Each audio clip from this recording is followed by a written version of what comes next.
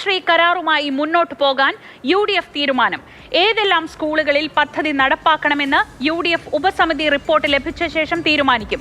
കരാറിൽ നിന്ന് പിന്മാറാൻ കഴിയില്ലെന്ന് അടൂർ പ്രകാശ് വിശദീകരിച്ചു. BJP നയം നടപ്പാക്കാനുള്ള കുറുക്കുവഴിയെന്ന് CPM ആരോപിച്ചു. കേരളം PM ശ്രീ പദ്ധതി നടപ്പാക്കുമോ എന്ന കാര്യത്തിൽ ഇനി കൂടുതൽ ചർച്ചയ്ക്കും ചോദ്യങ്ങൾക്കും പ്രസക്തിയില്ല. പദ്ധതി നടപ്പാക്കുമെന്ന് UDF കൺവീനർ അടൂർ പ്രകാശ് പ്രഖ്യാപിച്ചു കഴിഞ്ഞു. ഇന്ന് നടന്ന UDF യോഗത്തിൽ ഏകകണ്ഠമായാണ് തീരുമാനമുണ്ടായത്. മുൻ ഗവൺമെന്റ് ചെയ്ത കാര്യങ്ങൾ അതൊരു തുടർച്ചയെന്നുള്ള നിലയിൽ അത് മുമ്പോട്ട് പോകും. അത് എവിടെയൊക്കെയാണ് നടപ്പാക്കേണ്ടത് എന്നതിനെക്കുറിച്ച് തീരുമാനങ്ങൾ കൈക്കൊള്ളുന്നതാണ്. വിദ്യാഭ്യാസ രംഗത്തെ കാവ്യവൽക്കരിക്കാനുള്ള നീക്കത്തിന്റെ ഭാഗമാണ് PM ശ്രീ പദ്ധതി എന്ന് പ്രതിപക്ഷത്തിരുന്നപ്പോൾ പറഞ്ഞതോ എന്ന് തുടർച്ചയായി അടൂർ പ്രകാശിനോട് ചോദിച്ചു. മറുപടി ഇങ്ങനെ: അത് പിന്മാറാൻ പറ്റില്ലല്ലോ. കേന്ദ്ര ഗവൺമെന്റുമായി ബന്ധപ്പെട്ടുകൊണ്ട് ഒരു MOU സൈൻ ചെയ്തതിന് ശേഷം അതല്ലെങ്കിൽ അന്ന് സൈൻ ചെയ്യാൻ പോകരുത്. പദ്ധതി നടത്തിപ്പിന്റെ കാര്യത്തിൽ യാതൊരുവിധ ആശയക്കുഴപ്പത്തിനും ഇട നൽകാതെയാണ് മറുപടി. എന്തുകൊണ്ട് PM ശ്രീയുമായി മുന്നോട്ട് പോകുന്നു? പ്രധാനപ്പെട്ട കാരണം ഫണ്ട് തന്നെ.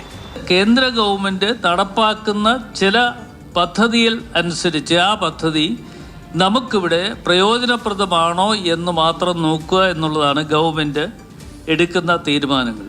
UDFന്റേത് ഇരട്ടത്താപ്പെന്ന മന്ത്രി V ശിവൻകുട്ടി. ഇനിയെങ്കിലും തങ്ങൾക്ക് പറ്റിയ അബദ്ധം മനസ്സിലാക്കിക്കൊണ്ട് ഖേദം പ്രകടിപ്പിച്ച് PM ശ്രീ പദ്ധതിയും നാഷണൽ എഡ്യൂക്കേഷൻ പോളിസിയും ഒരു ജനവിരുദ്ധ നയങ്ങളും ആണെന്ന് കണ്ടുകൊണ്ട് അതിൽ നിന്ന് പിന്മാറണമെന്ന് ഞാൻ വീണ്ടും അഭ്യർത്ഥിക്കുകയാണ്. അങ്ങനെയാണെങ്കിൽ രാജിവെച്ചിട്ട് LDF തന്നെ ഭരിക്കട്ടെ എന്ന് പറഞ്ഞാൽ മതിയല്ലോ. എന്തിനാ പിന്നെ ജനങ്ങൾ ഇവരെ തെരഞ്ഞെടുത്ത് അയച്ചത്? പദ്ധതിയിൽ നിന്നും പിന്മാറാനാകുമെന്ന മുൻമന്ത്രി V ശിവൻകുട്ടി തുടർച്ചയായി പറഞ്ഞുകൊണ്ടിരിക്കുന്നത് ജനങ്ങളെ തെറ്റിദ്ധരിപ്പിക്കാനെന്ന ഇപ്പോഴത്തെ വിദ്യാഭ്യാസ മന്ത്രി N ഷംസുദ്ദീൻ. പിന്മാറാൻ കഴിയാത്ത കരാറല്ലേ അദ്ദേഹം ഒപ്പിട്ട്? അദ്ദേഹം കരാറിന് പിന്മാറിയിട്ടില്ലല്ലോ. എന്നാൽ പോകുന്നതിന് മുമ്പ് അവർക്ക് പിന്മാറാമായിരുന്നില്ല.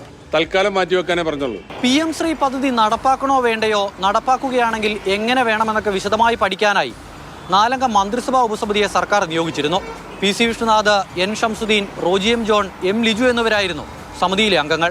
പദ്ധതി നടപ്പാക്കുമെന്ന് UDF തീരുമാനിച്ചതോടെ ഇനി ആ സമിതിക്ക് എന്താണ് പ്രസക്തി എന്നതാണ് ചോദ്യം. അമൽ തേനമ്പറമ്പിൽ, മാതൃഭൂമി ന്യൂസ്, തിരുവനന്തപുരം.